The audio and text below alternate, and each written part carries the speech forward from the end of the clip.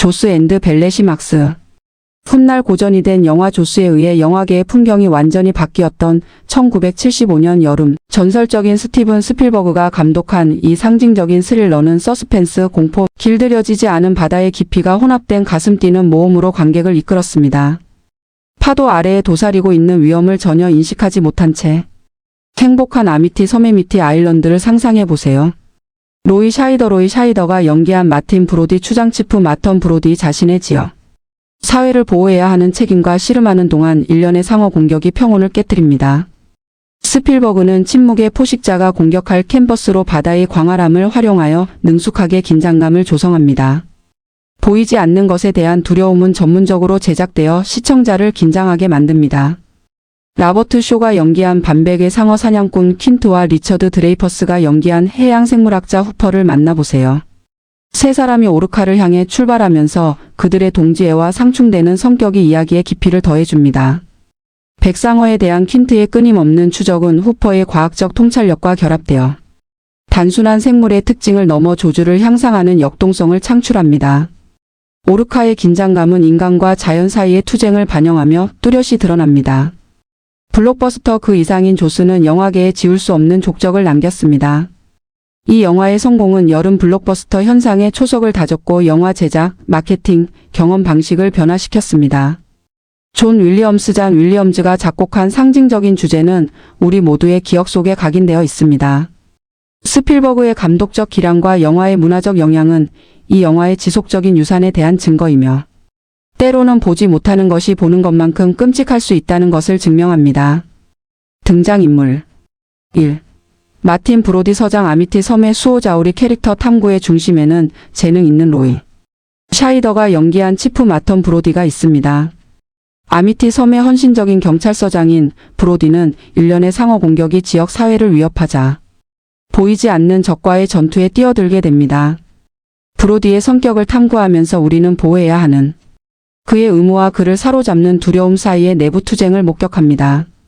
브로디의 취약성에 대한 스필버그의 묘사는 영웅주의의 인간적인 손길을 더해 그를 이야기에 관련성이 있고 필수적인 부분으로 만듭니다.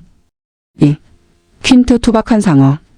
사냥꾼 라버트 쇼가 훌륭하게 구현한 거친 상어 사냥꾼 퀸트를 만나보세요. 풍화된 피부와 유령이 나오는 과거로 인해 퀸트는 조주의 복잡성을 더합니다.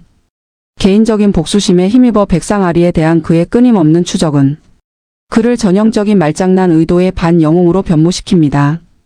퀸트의 거친 외관을 탐색하면서 우리는 용서할 수 없는 바다로 형성된 캐릭터와 그가 사냥하는 포식자를 반영하는 결단력을 발견합니다.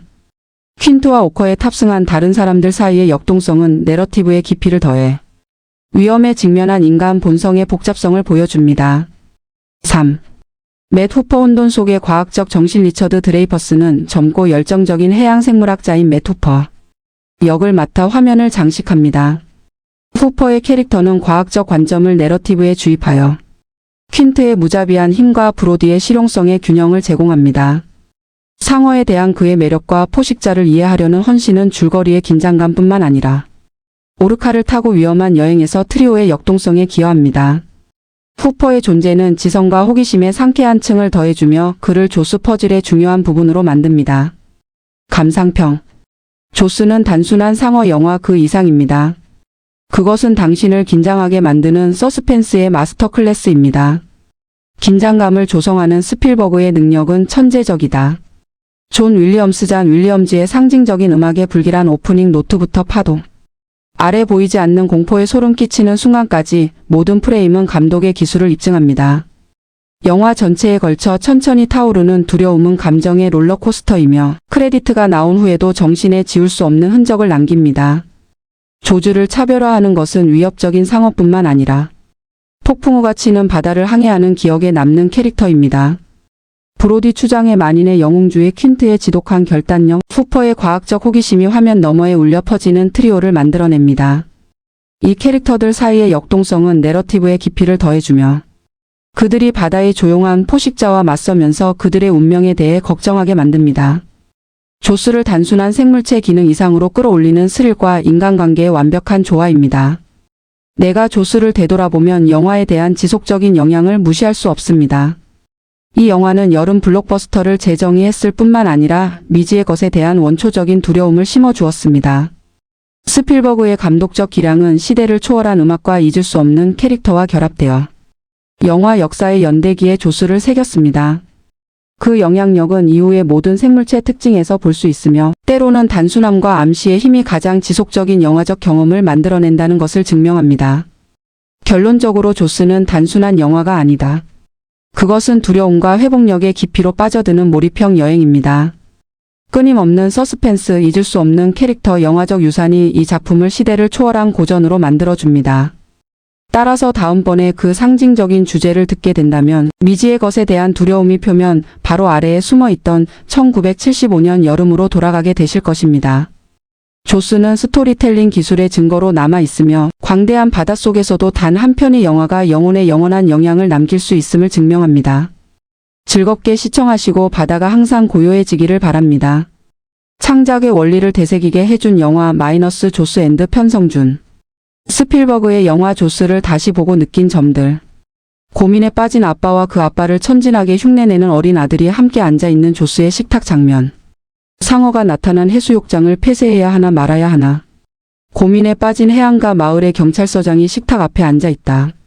식인 상어가 설치고 다니니 당장 해변을 폐쇄를 해야 하는 게 마땅하지만 그러려니 여름 한철 장사로 1년을 먹고 사는 마을 주민들과 유권자들을 신경 쓰는 시장의 반대 또한 만만치가 않다.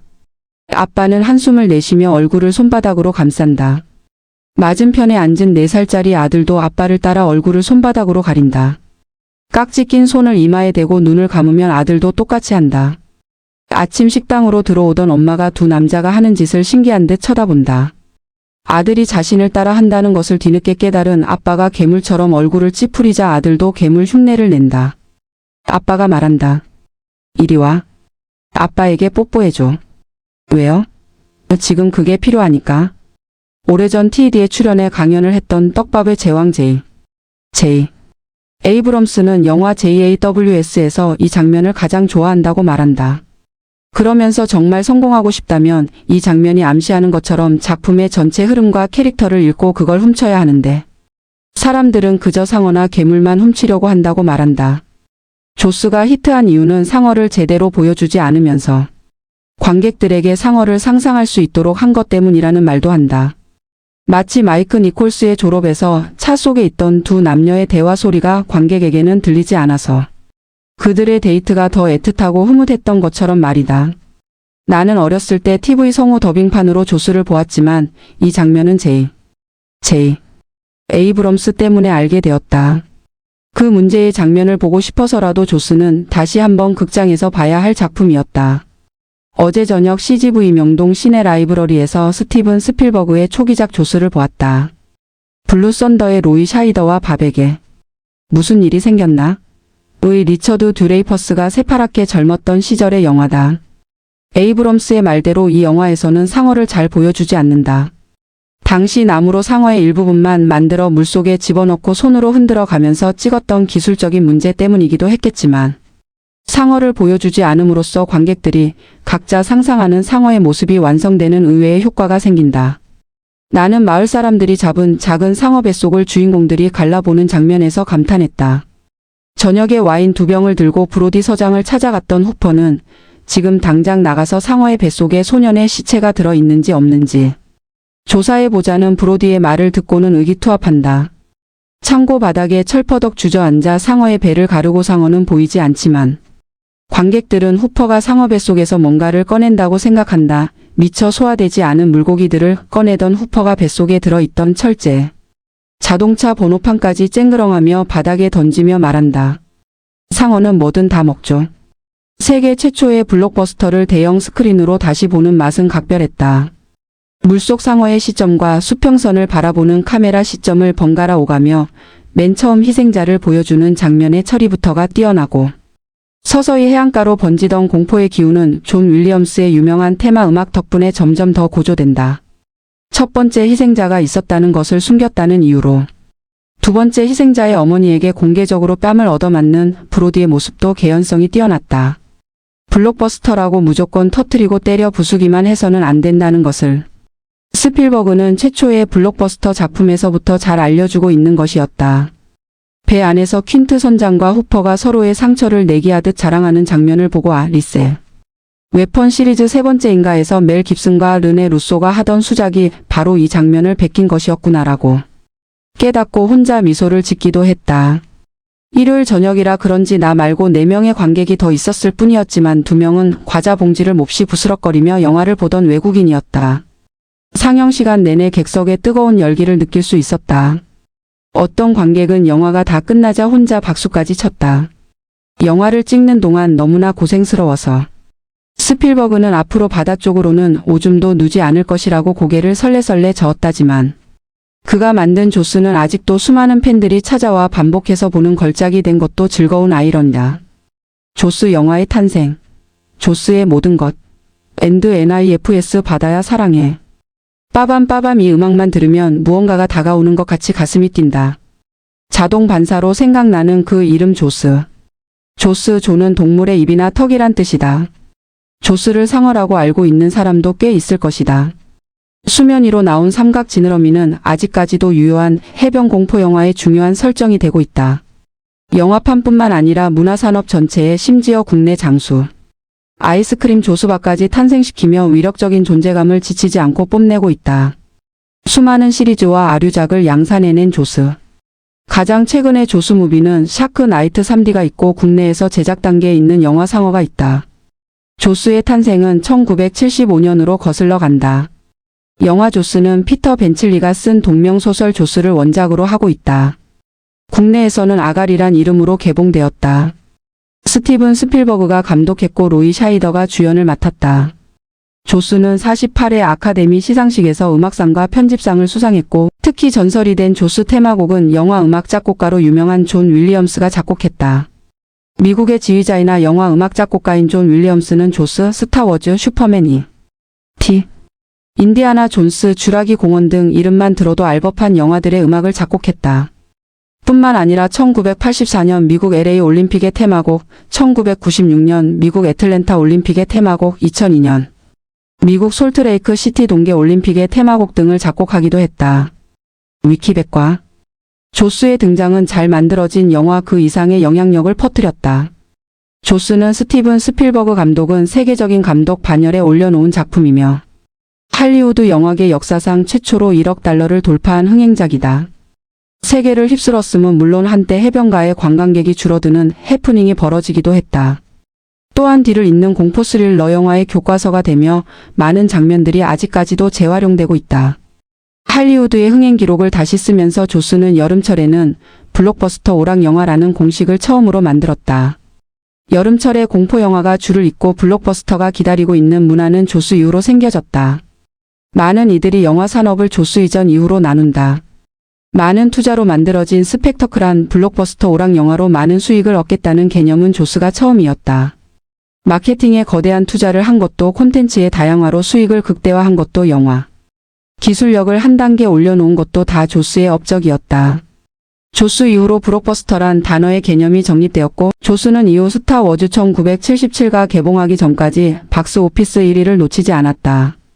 조스 이전에도 많은 제작비를 들인 대작은 있었지만 본격적으로 여름철 이벤트성 블록버스터 오락 영화의 시대를 연 것은 조스였다.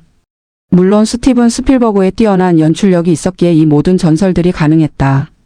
참고 네이버 영화 큐&더 마이너스 조스의 수많은 아류작이 뒤를 이었다. 마이너스 조스의 이야기는 모두 잘 알다시피 대강 이렇다. 해안 휴양지인 에미티의 거대 식인 상어가 나타난다. 경찰서장 브로디는 해변을 폐쇄해야 한다고 주장하지만 여름 성수기 돈벌이에 혈안이 되어 있는 사람들은 귀담아 듣지 않는다. 결국 희생자는 다시 발생하고 브로디와 퀸트, 후퍼가 식인 상어와의 마지막 결투를 하러 떠난다. 어디서 많이 본 이야기 구조다. 그렇다. 뒤를 잇는 조스 시리즈와 아류작 및 여러 공포 영화들이 부지런히도 따라한 이야기다. 이야기뿐만이 아니다. 해면 위로 보이는 공포의 삼각 지느러미, 물밑에서 사람들을 향해 접근하는 상어, 철창 안에서 상어와의 사투 등 조스가 공식화시킨 장면들은 한둘이 아니다. 관객을 안심시킨 뒤 방심한 곳에서 상어가 등장하는 설정, 해변의 청춘 남녀가 상어에게 당하는 설정도 많은 영화에 영향을 끼쳤다. 더구나 상어라는 설정은 언제 어디서 나타날지 예측 불가능하고 모습을 잘 드러내지 않기 때문에 스릴을 유발시키기에 영리한 소재이다. 조스를 이어 시리즈가 4편까지 나왔고 변종 해변 개수 무비 피라냐, 현대 감각으로 재탄생한 조스 무비 딥 블루시, 최근 샤크 나이트 3D 등 많은 비급 아류작과 공포 영화들을 양산해냈다. 하지만 1975년에 만들어진 조스를 이을 만한 작품성과 파급력을 가진 영화는 나오지 않고 있다. 조스 무비의 탄생과 발전은 1975년에 시작해서 아직도 거기에 머물러 있다. 많은 조스 무비들이 볼거리 이상의 고민은 하지 않고 있고 조스의 동어 반복 및 선정성 강도에만 집중하고 있다. 한마디로 조스를 흉내낼 뿐이다. 조스 이외의 작품들은 시리즈나 같이 선에서 이야기하는 것도 민망할 정도. 배트맨 시리즈, 엑스맨 시리즈, 혹성 탈출 시리즈도 화려하게 부활했는데 조스도 다시 부활했으면 좋겠다. 공포 영화뿐만이 아니다. 애니메이션 샤크 니모를 찾아서 아이들의 신 뽀롱뽀롱 뽀로로에서도 그 존재감은 자랑하고 있다. 마이너스 샤크 나이트 3D 마이너스 뽀롱뽀롱 뽀로로에 등장하는 상어 캐릭터 마이너스. 글을 쓰기 위해 조스를 다시 봐야 했다. 오리지널의 짜릿함은 최첨단 3D로 무장한 영화도 따라할 수 없는 것. 물론 시대 변화는 감안하고 봐야 할 것. 아류작의 가벼움 대신 오리지널의 아우라를 느낄 수 있다. 더불어 최근에 본 샤크 나이트 3D와 비교하면서 감상했다. 샤크 나이트 3D가 볼거리 이상의 의미는 없는 막장이라면 조스는 음악과 서스펜스 설정에 많은 공을 들였음을 느낄 수 있다. 마이너스 조스의 주인공 브로디 마이너스 항상 처음 잡힌 상어는 미끼일 뿐 마이너스 수면 아래에서 상어의 시선, 많은 영화들이 이 설정을 따라했다 마이너스 공포의 상징, 수면이 삼각 지느러미 마이너스 돈 밝히다 변을 당한다 마이너스 상어는 항상 결말 부분에서 모습을 제대로 드러낸다 마이너스 상어의 쩍 벌린 입 조스 영화의 상징이다 조스 무비에 주로 등장하는 상어는 백상아리이다. 백상아리는 청각과 후각 능력이 뛰어나다고 한다. 냄새와 소리를 포착하고 시야에 들어올 때까지 조용히 다가가서 거리가 좁혀지면 백상아리는 목표의 미세한 움직임은 감지에 돌진한다. 이때 백상아리는 수면 위 3m나 솟구칠 수 있는데 상어의 피부, 체형과 백색 근육은 순간적으로 놀라운 힘을 가능하게 한다. 참고 네이버 캐스트 백상아리. 전설이 된 조스를 몇 번이고 보면서 원작의 스릴을 제대로 즐겼다. 영화 속에선 식인 상어가 인간들을 잡아먹는다. 해변의 관광객이 줄어들 정도였으니 그 공포감은 실로 대단했을 것이다. 하지만 현실은 인간이 상어를 위협하는 형국이라고 한다. 영화보다 더한 공포를 상어는 느낀다고 하니 인간이 자연에게 얼마나 두려운 존재인가 다시 한번 깨닫게 된다. 암튼 영화 조스를 보지 않았다면 추천하고 싶다. 이만한 해변 공포 영화는 흔하지 않다. 더구나 조스 영화라면 조스만한 영화는 없다.